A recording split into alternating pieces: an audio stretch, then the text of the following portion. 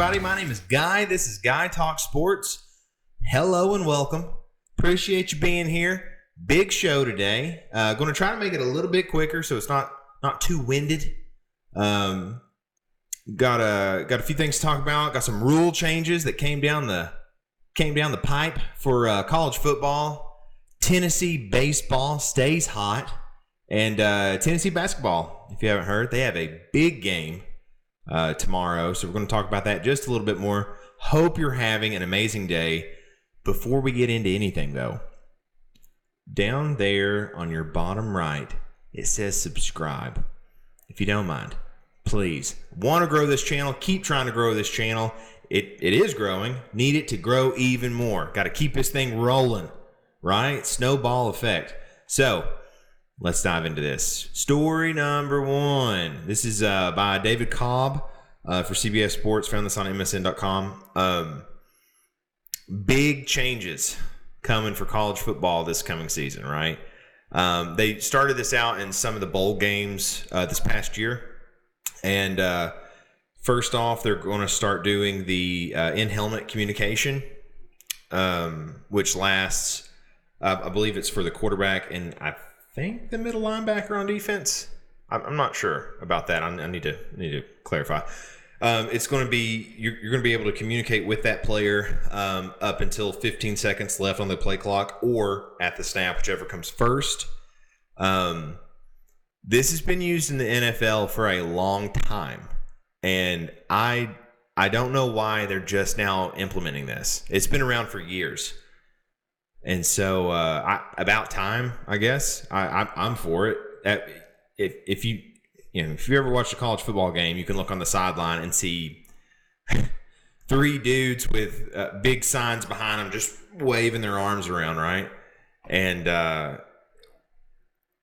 you're probably still going to get a little bit of that when they're trying to communicate with like individual players. For Tennessee in particular, I know each wide receiver gets, I guess, their kind of route assignment. I'm not 100% on that, but still get some of that, but it's going to get away a lot of that. It's going to help prevent some of the sign stealing, which of course we had the big case against Michigan this year. So about time for that. Like I said, pre-snap audibles and giving specific players instructions, that's still going to be there, but going to start implementing the in-helmet communication. So that's a good change. I think it's good for the players that end up going to the league so they can get used to that. Also going to start the in-game tablet technology. Once again, tablets have been around for about 20 years. I know the NFL's probably been doing this for at least, maybe 10, something like that. So about time for that. Another big change, right? 2-minute warning is coming in for the end of the first half and end of the game. Again, I like this because I like it getting the players ready for the NFL, right? Anything to help the players, I'm typically for. My only thing as a fan, they're already, I know some of the rule changes last year to shorten the game ended up just having same amount of time taken for the game slots and more commercials, right? And now they're implementing the 2-minute warnings, and it's just going to mean more commercials. So I understand that it's business, and I understand that it's money, but at the same time, I'm so tired of seeing all of these commercials. So I on one hand, I like the 2-minute warning.